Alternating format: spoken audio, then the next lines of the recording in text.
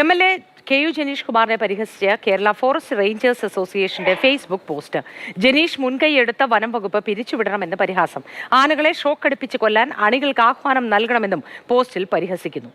CK Abhilal ഉണ്ട് വിവരങ്ങളുമായി. അഭിലാൽ, പോസ്റ്റിൽ എന്തൊക്കെ കാര്യങ്ങളാണ് പറയുന്നത്, പരിഹാസ രൂപേണ അവതരിപ്പിക്കുന്നത്? പ്രിയപ്പെട്ട MLA എന്നുള്ളതാണ് സംബോധന. അങ്ങ് മുൻകൈയെടുത്ത് വനപാലകരെയെല്ലാം പുറത്താക്കി വനം വകുപ്പ് പിരിച്ചുവിടണമെന്നാണ് ആദ്യ വരി. ശേഷം ആനകളെ മുഴുവൻ ഷോക്കടിപ്പിച്ചു കൊല്ലാൻ അണികൾക്ക് ആഹ്വാനം നൽകണം. കടുവകളെ മുഴുവൻ വെടിവെച്ചു കൊല്ലണം. പുലികൾ മുതൽ പുഴുക്കൾ വരെയുള്ള ജീവികളെ തീയിട്ട് കൊല്ലണം. ശേഷം അങ്ങും അങ്ങയുടെ സ്തുതിപാഠകരും പശ്ചിമഘട്ടം വെട്ടിപ്പിടിക്കണം.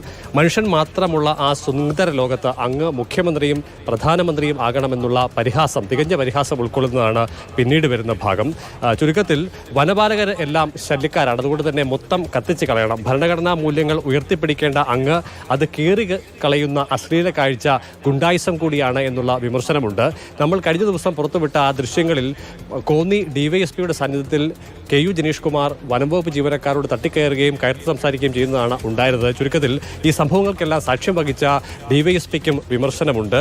എല്ലാ കാര്യങ്ങൾക്കും ചൂട്ടുപിടിച്ച ഏമാനം നല്ല നമസ്കാരം എന്ന് പറഞ്ഞുകൊണ്ടാണ് പോസ്റ്റ് അവസാനിപ്പിക്കുന്നത്. അതേസമയം തന്നെ ഈ ദൃശ്യങ്ങൾ ഈ പോസ്റ്റ് 19 മണിക്കൂറുകൾക്ക് ശേഷം റിമൂവ് ചെയ്തതായിട്ടാണ് കാണാൻ സാധിക്കുന്നത്. ഫോറസ്റ്റ് റേഞ്ച് ഓഫീസേഴ്സ് അസോസിയേഷന്റെ ഫേസ്ബുക്ക് പോസ്റ്റിൽ ഇപ്പോൾ ഈ പോസ്റ്റ് കാണാനില്ല.